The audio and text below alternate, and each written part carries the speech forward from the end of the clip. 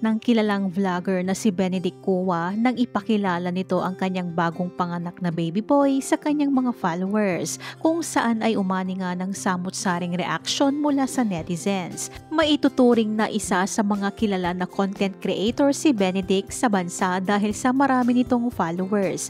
Bukod sa pagiging vlogger ay sinubukan din niyang ang pag-aartista, kung saan nakasama na siya sa ilang programa sa television ng GMA Network.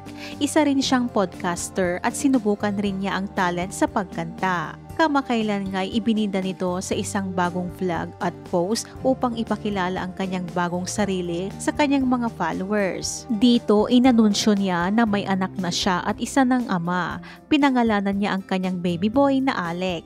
Alec, my son, the love of my life. No words can explain this overwhelming love that I feel as I cradle you in my arms. My beautiful warrior, you fill me with the awe and excitement.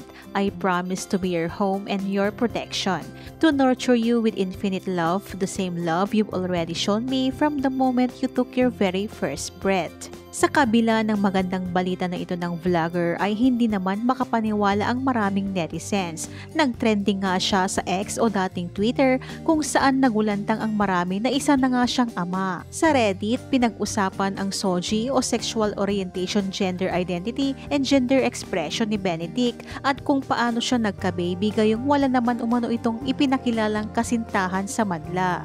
Ayon sa isang post, Benedict Cua announces he has a son and people are like, akala ko bakla ito. Una, tigilan na natin pangunahan ang SOGI ng ibang tao. Ikalawa, kung anuwang SOGI niya, may karapatan naman siya maging tatay. Hindi naman exclusive sa cis-hetero ang parenthood. Nagbahagi naman ang ilang netizens ng kanilang opinyon sa di umanong katakatakang pagkakaroon ng anak ni Benedict. Di naman talaga maiiwasan ang mga opinions ng mga tao kasi public figure siya. Yung fame niya rin kasi kung bakit na-boost ang YouTube career niya ay dahil sa queerbaiting with Mimia. Tapos may chika na na-fall pala talaga si Mimi kaya di sila nag-uusap ng matagal. So may mga mixed signals behind cam or baka rin nag-assume lang si Mimi. Kaya di rin siguro maiwasan yung mga gay rumors sa kanya. Syempre unconfirmed pero may mga anonymous sa comment section sa Twitter, Reddit, Facebook na naghihint na may chika about his sexuality. It could be true or not pero it added fuel to the fire. Na-feel ko yung pagiging genuine niya dun sa last part ng vlog niya.